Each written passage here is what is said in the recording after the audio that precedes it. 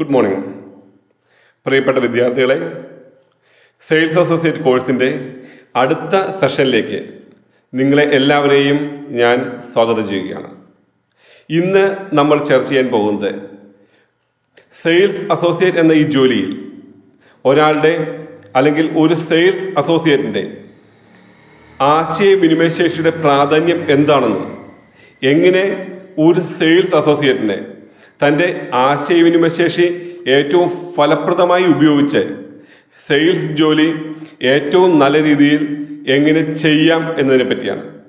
ഈ ഒരു ചാപ്റ്റർ നമ്മൾ ഡിസ്കസ് ചെയ്ത് കഴിയുമ്പോൾ ആശയവിനിമയ ശേഷിയുടെ അല്ലെങ്കിൽ ആശയവിനിമയത്തിൻ്റെ ആവശ്യവും പ്രാധാന്യവും എന്താണ് എന്നും അതോടൊപ്പം തന്നെ ആശയവിനിമയ ശേഷി വർദ്ധിപ്പിച്ച് സെയിൽസ് ജോലി എങ്ങനെ കൂടുതൽ ഫലപ്രദമായി ചെയ്യാം എന്നതിനെ പറ്റിയും നമ്മൾ മനസ്സിലാക്കിയിരിക്കും. ഇതിൻ്റെ കൂടുതൽ ചർച്ചയിലേക്ക് നിങ്ങൾ ഓരോരുത്തരെയും ഞാൻ സ്വാഗതം ചെയ്യുകയാണ്. എന്താണ് കമ്മ്യൂണിക്കേഷൻ അല്ലെങ്കിൽ ആശയവിനിമയം?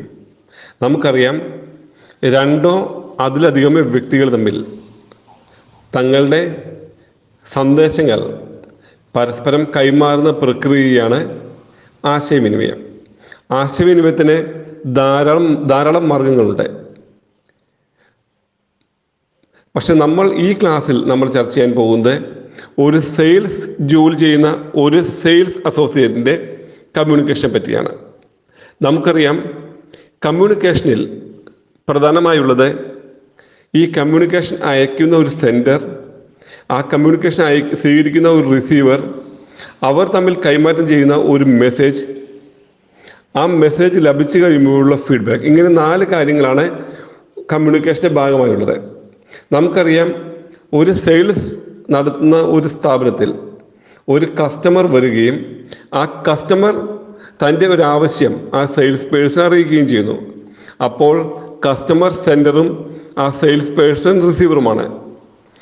അതേസമയം ഈ കസ്റ്റമറോട് സെയിൽസ് പേഴ്സൺ ഒരു ഉൽപ്പന്നത്തിൻ്റെ ഗുണങ്ങളും ആ ഉൽപ്പന്നം ഉപയോഗിക്കുന്നതിൻ്റെ രീതികളും എല്ലാം പറഞ്ഞ് മനസ്സിലാക്കി കൊടുക്കുമ്പോൾ കസ്റ്റമർ റിസീവറും ഈ സെയിൽസ് പേഴ്സൺ സെൻറ്ററുമാണ്. കസ്റ്റമർ തനിക്ക് ലഭിച്ച മെസ്സേജ് അനുസരിച്ച് മറുപടി നൽകുമ്പോൾ അത് ഈ ഒരു കമ്മ്യൂണിക്കേഷൻ പ്രോസസ്സിലെ ഫീഡ്ബാക്ക് ആയി മാറും. ഒരു സെയിൽസ് പേഴ്സൺ തൻ്റെ സെയിൽസ് ജോലിയിൽ നടത്തുന്ന ആശയവിനിമയത്തിൽ ശ്രദ്ധിക്കേണ്ട ധാരാളം കാര്യങ്ങളുണ്ട്. നമുക്കറിയാം, ഒരു സെയിൽസ് പേഴ്സൻ്റെ കമ്മ്യൂണിക്കേഷൻ്റെ പ്രാധാന്യം എന്ന് പറയുന്നത് അയാളുടെ അയാളുടെ വിൽപ്പന നടത്താൻ സാധിക്കണമെന്നാണ്. അതുകൊണ്ട് തന്നെ ഈ വിൽപ്പന വർദ്ധിപ്പിക്കുക എന്ന ഉദ്ദേശത്തോടെ തൻ്റെ ആശയവിനിമയം ഫലപ്രദമാക്കാൻ സെയിൽസ് പേഴ്സൺ ധാരാളം കാര്യങ്ങൾ ശ്രദ്ധിക്കണം. ഒന്നാമതായി, റെസ്പോണ്ട് പ്രോംപ്റ്റ്ലി, കൃത്യസമയത്ത് തന്നെ മറുപടി നൽകുക.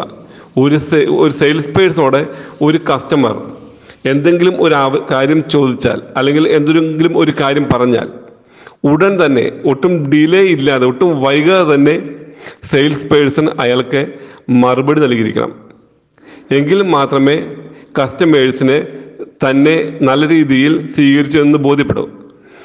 മറുപടി നൽകുന്നതിൽ സംഭവിക്കുന്ന ഏതൊരു വീഴ്ചയും വിൽപ്പനയെ പ്രതികൂലമായി ബാധിക്കും. രണ്ടാമതായി,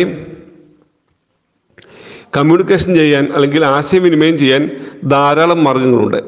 ഓരോ സ്ഥാപനത്തിൻ്റെയും അതേപോലെ ഓരോ കസ്റ്റമേഴ്സിൻ്റെയും രീതികൾ അനുസരിച്ച് വിവിധ മാർഗങ്ങളിൽ നിന്നും ഏറ്റവും ഇഫക്റ്റീവായ, ഏറ്റവും ചിലവ് കുറഞ്ഞ, ഏറ്റവും ഫലപ്രദമായ രീതി സെയിൽസ് പേഴ്സണും ആ സ്ഥാപനവും തിരഞ്ഞെടുക്കേണ്ടതാണ്.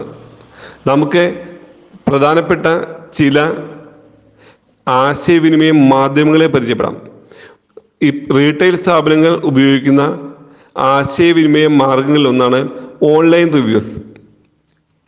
ഓൺലൈനിലൂടെ കൺസ്യൂമേഴ്സ് തങ്ങളുടെ അനുഭവങ്ങളെപ്പറ്റിയും ഉൽപ്പന്നങ്ങളെപ്പറ്റിയുമെല്ലാം റിവ്യൂ നൽകുമ്പോൾ അത് മറ്റുള്ള കസ്റ്റമേഴ്സിനെ ആ ഉൽപ്പന്നങ്ങളെപ്പറ്റി അറിയാനുള്ള അവസരം നൽകുന്നു. ഉദാഹരണത്തിന്, ഫ്ലിപ്കാർട്ട്, ആമസോൺ മുതലായ ഓൺലൈൻ വെബ്സൈറ്റുകളിൽ ആളുകൾ ഉൽപ്പന്നങ്ങൾ വാങ്ങുന്നതിന് മുമ്പ് മറ്റുള്ള കസ്റ്റമേഴ്സിൻ്റെ അഭിപ്രായം എന്തായിരുന്നുവെന്ന് അറിയാൻ ശ്രമിക്കാറുണ്ട്. രണ്ടാമത് വേറൊരു രീതിയാണ് റേറ്റിംഗ് ഏജൻസികൾ.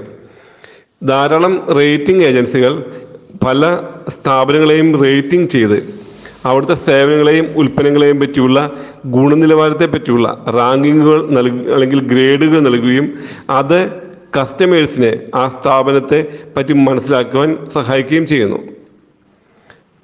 ഇതേപോലെ തന്നെ കസ്റ്റമേഴ്സിന് തങ്ങളുടെ കാര്യങ്ങൾ അറിയിക്കാൻ കമ്പനികൾ ഉപയോഗിക്കുന്ന ഒരു മാർഗമാണ് കസ്റ്റമർ മീറ്റ്. കസ്റ്റമർ മീറ്റിലൂടെ പലപ്പോഴും പല സ്ഥാപനങ്ങൾ, ഉദാഹരണത്തിന് ഓട്ടോമൊബൈൽ, കാർ പോലുള്ള ഓട്ടോമൊബൈൽ സ്ഥാപനങ്ങൾ തങ്ങളുടെ കസ്റ്റമേഴ്സിനെ വിളിച്ചുകൂട്ടി മീറ്റിംഗ് നടത്തുകയും ആ മീറ്റിങ്ങിൽ കമ്പനിക്ക് പറയാനുള്ള കാര്യങ്ങൾ കസ്റ്റമേഴ്സിനെ അറിയിക്കുകയും ചെയ്യുന്നു. വളരെ ലളിതമായ വേറെ മെത്തേഡാണ് നോട്ടീസ് ബോർഡ്. പല റീറ്റെയിൽ സ്ഥാപനങ്ങളും തങ്ങളുടെ ഷോപ്പിന് മുമ്പിലുള്ള നോട്ടീസ് ബോർഡിൽ തങ്ങളുടെ ഓഫറുകളെ പറ്റിയും കസ്റ്റമേഴ്സിനോട് അറിയിക്കാനുള്ള കാര്യങ്ങളുമെല്ലാം അവർ കമ്മ്യൂണിക്കേറ്റ് ചെയ്യുന്നു.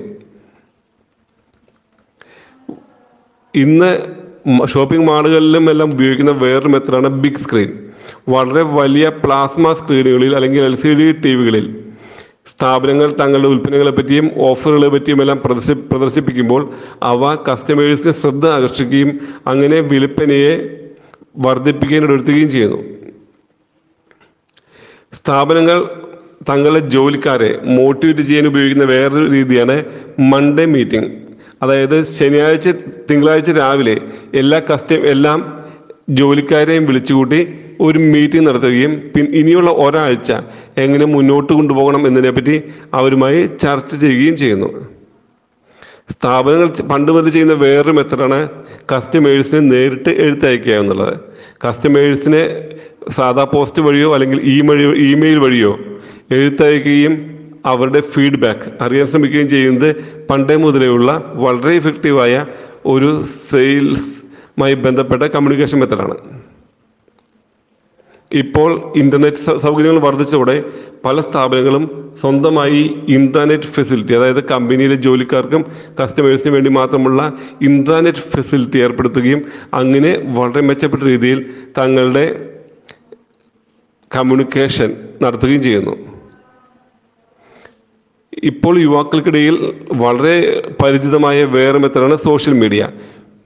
ഫേസ്ബുക്ക്, വാട്സപ്പ്, ലിങ്ക്ഡിൻ, ട്വിറ്റർ മുതലായ സാമൂഹിക മാധ്യമങ്ങളിലൂടെ സ്ഥാപനങ്ങളും കസ്റ്റമേഴ്സും എല്ലാം അവരുടെ കമ്മ്യൂണിക്കേഷൻ അല്ലെങ്കിൽ ആശയവിനിമയത്തിന് ഉപയോഗിക്കുന്നു.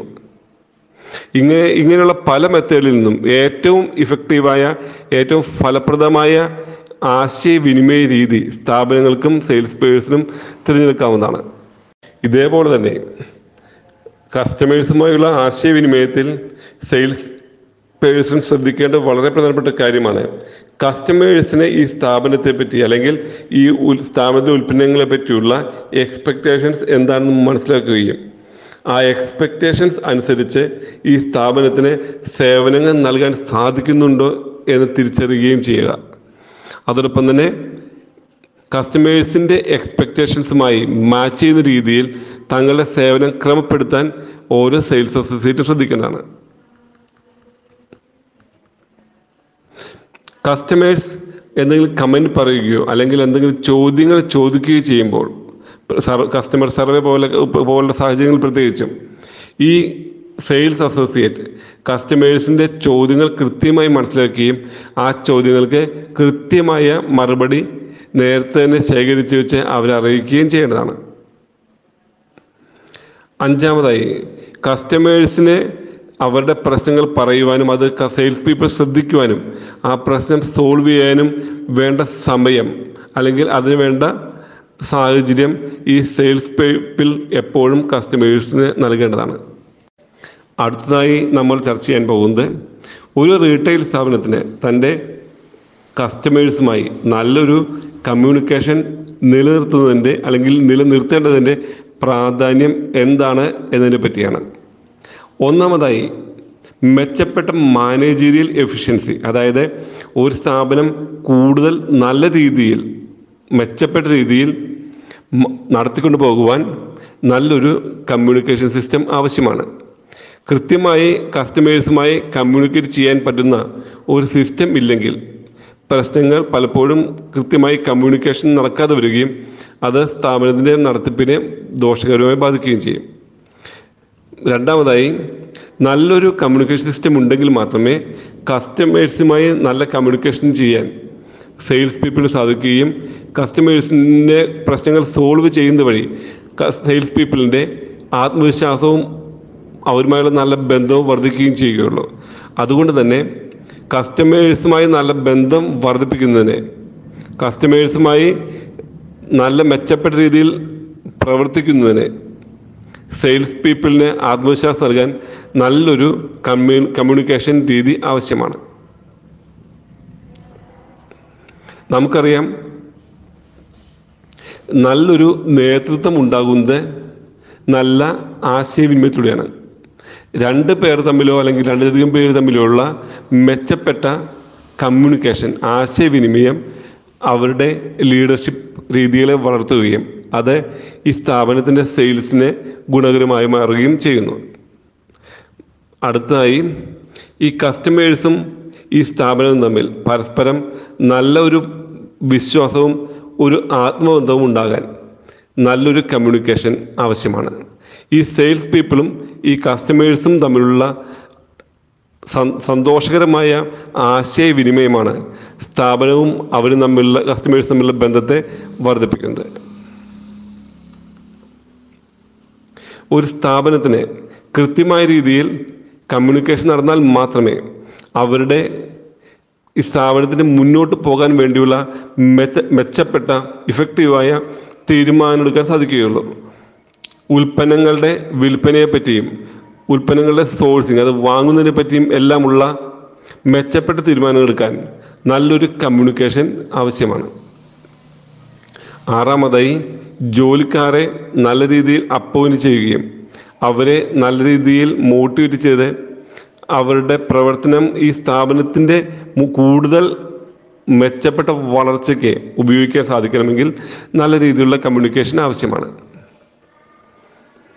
ഏഴാമതായി, മാനേജ്മെൻറ്റ് ഫങ്ഷൻസ്, അതായത് ഒരു മാനേജ്മെൻറ്റ് ധർമ്മങ്ങളായ പ്ലാനിങ്, കൺസോൾട്ടേഷൻ, ഡയറക്റ്റിംഗ്, റെഗുലേറ്റിംഗ്, ഇത്തരം കാര്യങ്ങൾക്കെല്ലാം കസ്റ്റമേഴ്സുമായും ജോലിക്കാർ തമ്മിലും ഈ സ്ഥാപനവും അതിൻ്റെ എംപ്ലോയീസ് തമ്മിലുമെല്ലാം നല്ല കമ്മ്യൂണിക്കേഷൻ ആവശ്യമാണ്.